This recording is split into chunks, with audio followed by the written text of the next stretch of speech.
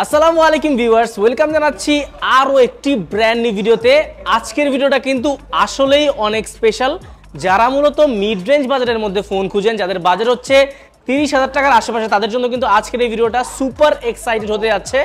কারণ আমাদের কাছে কিন্তু বরাবরের মতো Xiaomi পোকো সিরিজের X7 আছে এবং এই X সিরিজ কিন্তু আমরা দেখি বরাবরই হচ্ছে গেমিং এর জন্য বিখ্যাত, তাদের পারফরমেন্সের জন্য বিখ্যাত। বাট এইবার 2025 সালে এসে কিন্তু ভিন্ন রকম কিছু আমরা দেখতে পাচ্ছি।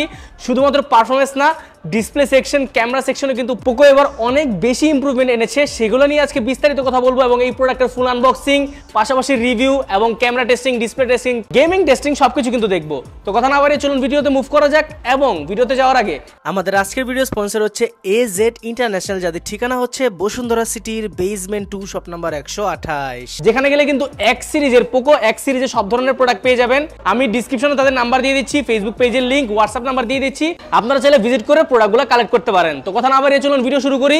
আর 2025 সালে ফেব্রুয়ারি মাস যেহেতু চলে আসছে, প্রোডাক্ট কিন্তু আরো লঞ্চ হবে। নতুন নতুন আনবক্সিং দেখতে অবশ্যই চ্যানেলটা সাবস্ক্রাইব করে রাখবেন, যাতে করে এরকম ভিডিও আমরা রেগুলার আনতে পারি। তো কথা না বাড়িয়ে চলুন ভিডিওতে মুভ করা যাক। So finally we have Poco X7 5G with black and yellow color combination. আমরা খুললে কিন্তু সবার আগে দেখতে পারবো পোকো লোগো, তার পাশাপাশি ভিতরে আমরা যদি দেখি তাহলে দেখতে পারবো ডিভাইসটা আমরা সাইডে রাখলাম। সাইডে রাখার পরে ভিতরে দেখবো হচ্ছে একটি 45 ওয়াটের charger and USB type A to type C cable. এখানে 45 ওয়াট দেওয়া হয়েছে, এটা নিয়ে আমরা বিস্তারিত কথা বলবো। সাইডে রাখি এগুলা। তার পাশাপাশি যদি এই পাশটাতে দেখি, এইখানে কিন্তু দেখতে পারবো হচ্ছে সিম ejector pin, typical Xiaomi pin রাখলাম আমরা সাইডে। ডকুমেন্টেশনস, পাশাপাশি হচ্ছে ব্যাক কভার, যেটি একটি সিলিকন কেস, যেই কেসটা কিন্তু লং টাইম আপনারা ইউজ করতে পারবেন, মানে খুব তাড়াতাড়ি ইউলো হবে না। তো এইগুলো সবকিছু আমরা সাইডে রাখার পরে চলে আসবো হচ্ছে ডিভাইসটাতে। This is Poco X7 5G, যথেষ্ট প্রিমিয়াম কালার পিছনে, এবং কালারটা হচ্ছে গ্রিন কালার। এটা আরো দুইটা কালার হয়ে থাকে।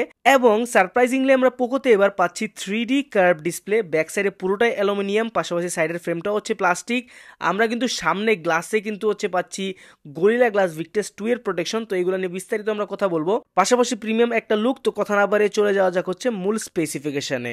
পোকো X7 5G এর ইনহ্যান্ড ফিলের কথা বলতে গেলে 6.67 ইঞ্চির একটি বড় সড়ো টিপিক্যাল ডিসপ্লে, Xiaomiর যে সাইজটা মানে রেগুলার সাইজ, সেই ডিসপ্লেটা ব্যবহার করা আছে। পাশাপাশি কিন্তু 185 গ্রামের ওয়েট এবং 8.4 মিলিমিটার থিকনেস, যথেষ্ট লাইট ওয়েট বলা যায়। থিকনেসের যে কম্বিনেশন সেটাও কিন্তু ভালো। কার্ভ ডিসপ্লেতে কিন্তু আমরা দেখি বরাবরের মতো ফোন একটু বেশি মোটা হয়, সেখানে কিন্তু পোকো এবার ওয়েট ব্যালেন্সটা অনেক বেশি ভালো রেখেছে। সামনের দিকে ক্যামেরার দিকে একটু ফোনটা ঝুঁকে পড়ে, যেটা অ্যাজ ইউজুয়াল আমরা দেখে থাকি। অ্যান্ড স্পেসিফিক ডিজাইনের কথা বলতে গেলে এটা কিন্তু দেখতে এক্স্যাক্টলি Redmi Note 14 Pro ডিজাইনের মতো। আমরা দেখেছি কিন্তু এর আগে ভিডিওতে Redmi Note 14 Pro, বাট কিছুটা ডিফারেন্স এখানে আমরা দেখতে পাচ্ছি। Redmi Note 14 Pro তে বেসিক্যালি আমরা লেদার ফিনিশ দেখতে পাই, যেখানে আমরা পাচ্ছি এখানে ম্যাট ফিনিশের প্লাস্টিক বডি পোকো X7 এ আর কি। এবং ক্যামেরাতে কিন্তু হচ্ছে রিং করে ডিজাইন দেওয়া হয়েছে, যেটা কিন্তু দেখতে অনেক সুন্দর লাগে। ডিজাইনে যে সবচেয়ে বড় ইমপ্রুভমেন্ট সেটা হচ্ছে কার্ভ ডিসপ্লে, আর যেটা কিন্তু পোকো কখনোই তাদের ফোনে আমার দেখা মতো কখনোই কার্ভ ডিসপ্লে ইউজ করে নাই। তো ইন অ্যান্ড ফিল নিয়ে আমি কিন্তু যথেষ্ট স্যাটিসফাইড। বাটন এবং পোর্টসের কথা বলতে গেলে আমরা লেফট সাইডে পাবো হচ্ছে ডুয়াল স্পিকারের মেইন স্পিকার, পাশাপাশি মাঝখানে পাবো হচ্ছে USB টাইপ সি পোর্ট, পাশাপাশি নয়েজ ক্যান্সেলেশন মাইক্রোফোন, আর হচ্ছে সিম ইজেক্টর ট্রে, যেখানে কিন্তু ডুয়াল ন্যানো সিম কার্ড ইউজ করার অপশন আছে। এখন কিন্তু মেমোরি স্লট দেওয়াটা বা এক্সপেক্ট করাটাও কিন্তু এক রকমের বিলাসিতা বলা যায়। অ্যাপার্ট ফ্রম দিস আমরা কিন্তু রাইট সাইড পেয়ে যাবো হচ্ছে পাওয়ার অন অফ বাটন আর হচ্ছে ভলিউম আপ ডাউন বাটনটা। এবং এখানে যেহেতু ফিঙ্গারপ্রিন্ট নাই, মানে আমরা পোকো X6 এ কিন্তু দেখেছিলাম যে side mounted fingerprint, but Poco X7 এ কিন্তু ইন ডিসপ্লে ফিঙ্গারপ্রিন্ট দিয়েছে। তার মানে কিন্তু ইমপ্রুভমেন্টের জায়গাটা কিন্তু শো হয়ে গিয়েছে। সেখানে কিন্তু আমরা ফিঙ্গারপ্রিন্টের পজিশন অ্যাকুরেসি কিন্তু অনেকটাই ভালো পাচ্ছিলাম, টাচ করার সাথে সাথে খুলে যাচ্ছিল। বিশেষ করে ডিসপ্লে সাইজটা ডিসেন্ট হওয়ার কারণে কিন্তু ফিঙ্গারপ্রিন্ট নিয়ে কোনো রকম প্রবলেম কিন্তু কারোই ফেস করতে হবে না, হাত ছোট হোক বড় হোক। এবং টাচ রেসপন্সও কিন্তু অনেকটাই হাই ছিল, মোটামুটি টাচ করার সাথে সাথে খুলে যাচ্ছিল, লেটেন্সি কিন্তু আমরা লক্ষ্য করিনি। এবং এই ফোনটাতে কিন্তু আরো ব্যবহার করা আছে ডুয়াল স্পিকার, মানে ডলবি অ্যাটমসকে সাপোর্ট করে থাকে স্পিকারস গুলা। এবং স্পিকারস এর সাউন্ড কোয়ালিটি ভাই, to be honest with you, অনেক বেশি ক্র্যাকিং ছিল। বেসটা মোটামুটি অনেক বেশি হাই ছিল। যারা মূলত গেমিং করতে যাচ্ছেন তারা কিন্তু হেডফোন ছাড়াই গেমিং করতে পারবেন। তো সরাসরি আমরা শুনে আসি সাউন্ড কোয়ালিটি কেমন।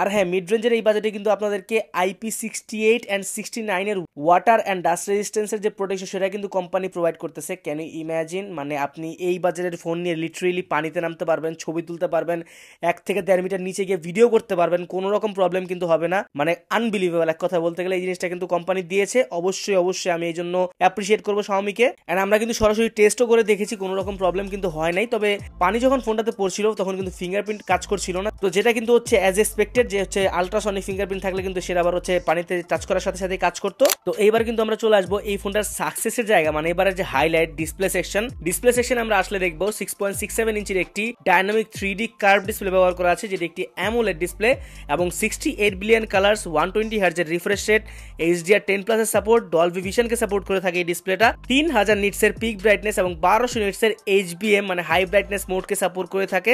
আমরা কিন্তু আউটডোর ইনডোর সব জায়গায় কিন্তু ভিজিবিলিটি দিয়ে কোনো রকম প্রবলেম পাইনি। পাশাপাশি এই ফোনটার কিন্তু অন্যতম বড় প্রোটেকশনের জায়গা হচ্ছে এই ফোনটাতে কিন্তু গরিলা গ্লাস ভিক্টাস 2 এর প্রোটেকশন দেওয়া আছে। এই বাজেটের মধ্যে গরিলা গ্লাস ভিক্টাস 2 দেওয়াটা এক কথায় যে কোনো কোম্পানির তরফ থেকে অবশ্যই চ্যালেঞ্জিং, যেটা কিন্তু হচ্ছে Xiaomi বরাবরের মতোই তারা চ্যালেঞ্জ অ্যাকসেপ্ট করতে পছন্দ করে, সেই কাজটা কিন্তু তারা এবার করেছে। কারণ আমরা জানি কর্নিং গরিলা গ্লাস হচ্ছে মোটামুটি মিড রেঞ্জের জন্য ভালো, তারপর হচ্ছে কর্নিং গরিলা গ্লাস ভিক্টাস, তারপরে হচ্ছে ভিক্টাস 2, আনবিলিভেবল এক কথা বলতে গেলে। পাশাপাশি অলওয়েজ অন ডিসপ্লে সাপোর্ট কিন্তু এই ফোনটাতে আছে।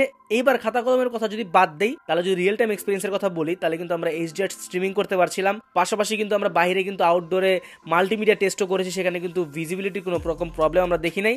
আর যেহেতু কার্ভ ডিসপ্লে ব্যবহার করা, সেক্ষেত্রে কিন্তু আরো ভালো হয়েছে এবার, যার কারণে কিন্তু আপনারা মুভি ওয়াচ করতে অনেক বেশি কমফোর্টেবল ফিল করবেন। ওয়াইড 1L1 এর সাপোর্ট আছে, নেটফ্লিক্সে আপনারা হচ্ছে HDR স্ট্রিমিং করতে পারবেন কোনো রকম প্রবলেম ছাড়াই। আর এই ফোনটার কিন্তু টিন আর বেজেলটা কিন্তু অনেকটাই ন্যারো করেছে, গতবার কিন্তু 87% এর মতো ছিল, যেটা কিন্তু এবার অলমোস্ট 90% এর মতো করেছে, যার কারণে একটা ইমার্সিভ এক্সপিরিয়েন্স আপনারা ডিসপ্লে থেকে পাবেন। আর বাস্তবিক অর্থে বাজেট অনুযায়ী আমি কিন্তু ডিসপ্লে নিয়ে অনেক বেশি satisfied. Let's talk about the camera section. আমরা কিন্তু জানি ক্যামেরা কিন্তু বরাবরের মতো গেমিং ফোনগুলোতে হচ্ছে একটু নিচের দিকে থাকে, মানে ডাউনগ্রেড হয়, বাট এইবার সারপ্রাইজিংলি পোকো X7 এ কিন্তু ভালো মানের ক্যামেরা দেওয়া হয়েছে এবং পোকো X7 এবং X7 প্রোতে এক্স্যাক্ট সেম ক্যামেরা দেওয়া হয়েছে।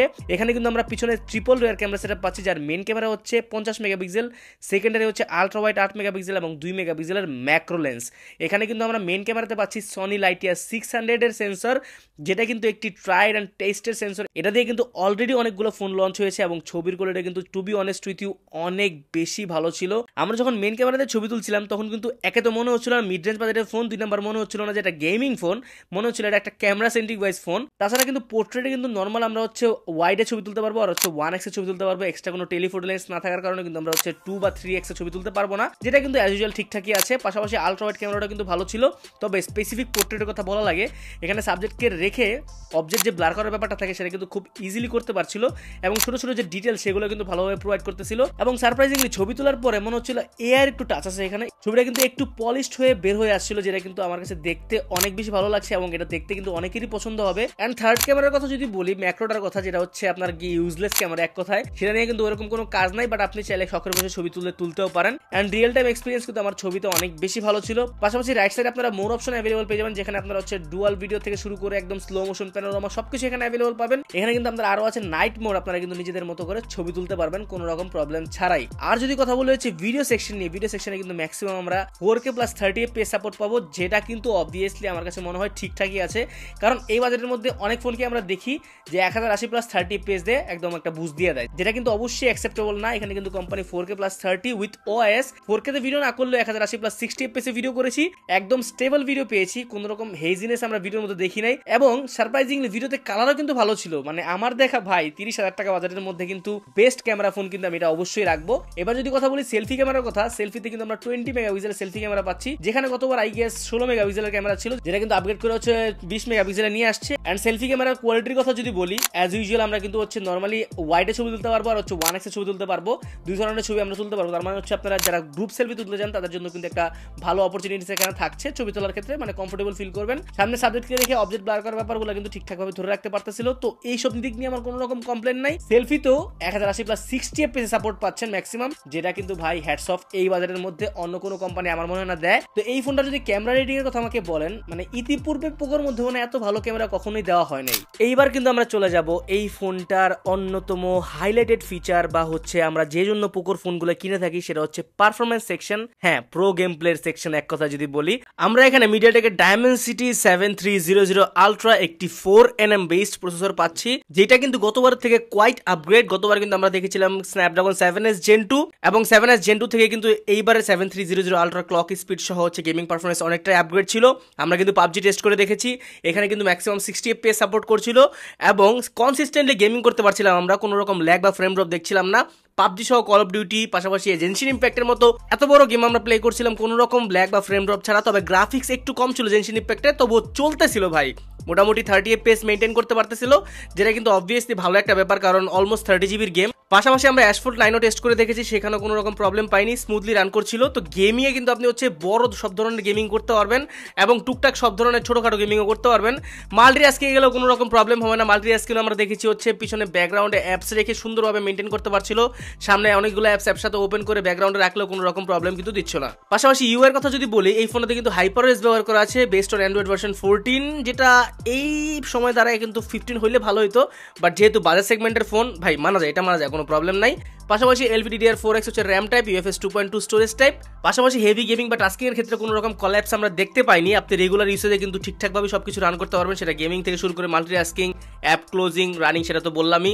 এবং এটার বেস ভেরিয়েন্ট হচ্ছে 8x থেকে, তারপর আপনি 8256 পর্যন্ত নিতে পারবেন। তারপর আরো ভেরিয়েন্ট অ্যাভেলেবল আছে, বাংলাদেশে আস্তে আস্তে চলে আসবে। তো মোটামুটি পারফরমেন্স নিয়ে কিন্তু আমি ডিসেন্ট স্যাটিসফাইড। আপনারা মোটামুটি গেমিং সহ সব ধরনের পারফরমেন্স কিন্তু ইজিলি উপভোগ করতে পারবেন। ভিউয়ার্স, আমরা কিন্তু এতক্ষণ যাবত দেখেছি পোকো X7 এর ফুল রিভিউ, এবার কিন্তু চলে আসবে এটার ব্যাটারি ব্যাকআপ, চার্জিং ব্যাকআপ, আর শেষে কিন্তু বলেছিলাম ভালো একটা প্রাইস থাকবে, সেই প্রাইস দিয়ে আমরা কথা বলবো। পোকো X7 এ কিন্তু ব্যবহার করা আছে 5500 mAh এর ব্যাটারি। এইখানে একটা ব্যাপার আছে ভাই, এখানে কিন্তু হচ্ছে যেটা গ্লোবাল মানে আপনার ইন্টারন্যাশনাল গ্লোবাল চায়নাতে যেটা লঞ্চ হবে সেটার ব্যাটারি এমএএইচ হচ্ছে 5100, আর যেটা ইন্ডিয়াতে লঞ্চ হয়েছে ইন্ডিয়ান গ্লোবাল সেটার ব্যাটারি এমএএইচ হচ্ছে 5500 mAh এর ব্যাটারি। তার মানে হচ্ছে পোকো X3 তে আমরা দেখেছিলাম সেরকম 5500 সামথিং ব্যাটারি ছিল আপনার হচ্ছে এই ইন্ডিয়ান ভার্সনে, আর যেটা গ্লোবাল ছিল সেটার ব্যাটারি কিন্তু 5000 সামথিং এরকম ছিল। মানে সেই লেগেসি কিন্তু এবারও ফরওয়ার্ড হয়েছে। পাশাপাশি কিন্তু ফোনটাতে পাচ্ছি আমরা 45 ওয়াটের চার্জার, 45 ওয়াট প্লাস হচ্ছে 5500 mAh এর ব্যাটারি। ভাই বেস্ট কম্বিনেশন আমি বলবো 30,000 টাকা বাজেটের মধ্যে। আপনারা যদি ব্যাটারি ব্যাকআপের কথা বলেন তাহলে কিন্তু হচ্ছে আমি 1.5 থেকে 2 দিন ইভেন প্লাস ব্যাকআপ আমি এই ফোনটাতে পেয়েছি। আমার কাছে ফোনটা অনেকদিন যাবতই রয়েছে, আমরা টেস্ট করেছি, কাস্টমারের কাছে সেলও হয়েছে, রিভিউ আমরা পেয়েছি, যার কারণে কিন্তু আমরা ব্যাটারি ব্যাকআপ নিয়ে একটা স্পেসিফিক ধারণা আপনাদেরকে দিতে পারছি। এটার ব্যাটারি ব্যাকআপ ভাই অনেস্টলি বললাম অনেক বেশি ভালো। পাশাপাশি হচ্ছে আপনার এই ফোনটাতে ব্যবহার করা হচ্ছে 45 ওয়াটের চার্জার, যেটাতে চার্জ করতে সময় লাগবে আপনার নিয়ারলি 1 ঘন্টার মতো, 1 ঘন্টা সামথিং এর মধ্যে কিন্তু হয়ে যাবে। বাট কোম্পানি বলে আরো কম লাগে, 50 মিনিট লাগে, বাট অ্যাকচুয়ালি না, এটা কিন্তু 1 ঘন্টা সময়ই লাগে। আর যারা হচ্ছে মূলত গেমিং করতে আছে তাদের জন্য বলতে চাই, যেহেতু গেমিং ফোন সেক্ষেত্রে স্ক্রিন অন টাইমটা অনেক জরুরি একটা বিষয়। 7 ঘন্টা স্ক্রিন অন টাইম ভাই আপনি এভারেজ পাবেন। তো সেরকম অনেক ব্যাপার স্যাপারই আছে। এবার যদি আমরা চলে আসি আপডেট প্রাইসে, প্রাইসটা কত? আজকের প্রাইস 8/128GB 29,990 টাকা, আর 8/256GB 31,990 টাকা। যারা নিতে যাচ্ছেন তারা কিন্তু অবশ্যই ডিসক্রিপশনে দেওয়া লিঙ্ক থেকে নিতে পারেন। তো মোটামুটি আপনি আমাকে যদি এখন জিজ্ঞেস করেন ভাই 30,000 টাকা বাজারে আপনি কি পাচ্ছেন, কার্ভ ডিসপ্লে পাচ্ছেন, মিডিয়াটেকের 7300 আলট্রা একটি ফ্ল্যাগশিপ লেভেলের প্রসেসর পাচ্ছেন, পাশাপাশি কিন্তু ক্যামেরাটা অনেক ভালো এবং ব্যাটারি ব্যাকআপ, চার্জিং ব্যাকআপ সবকিছু মিলাই কিন্তু একটা পারফেক্ট কম্বিনেশন। আমার দেখা বর্তমানে ভাই সবকিছু একসাথে কিন্তু কোম্পানি দেয় না, মোটামুটি এর মধ্যে আপনি সবকিছু পাচ্ছেন, মেজর যে স্পেসিফিকেশনগুলো সবগুলো কিন্তু অ্যাভেলেবল আছে। তো 30,000 টাকা বাজারে কিন্তু আপনারা অনায়াসে চোখ বন্ধ করে এই ফোনটা নিতে পারেন। তো মোটামুটি আর কথা বাড়াবো না, এখান থেকে ভিডিও শেষ করে দিব। যদি ভিডিওটা একটু ইনফরমেটিভ মনে হয় যে না আপনারা এই ভিডিও থেকে হচ্ছে প্রোডাক্টটা কিনছেন অথবা কোনো ইনফরমেশন আপনারা পাইছেন, ভিডিওটা প্লিজ লাইক করে দিন, আর সাবস্ক্রাইব করতে কিন্তু ভুলবেন না ভাই। সাবস্ক্রাইব করলে কিন্তু আমাদের অনুপ্রেরণা লাগে, আমরা কিন্তু আরো ভিডিও বানাই। তো মোটামুটি এই ছিল ভিডিও, শেষ করে দিচ্ছি এখান থেকে। দেখা হবে পরবর্তী কোনো ভিডিওতে। সেই পর্যন্ত ভালো থাকবেন, সুস্থ থাকবেন, নিজের খেয়াল রাখবেন। আল্লাহ হাফেজ।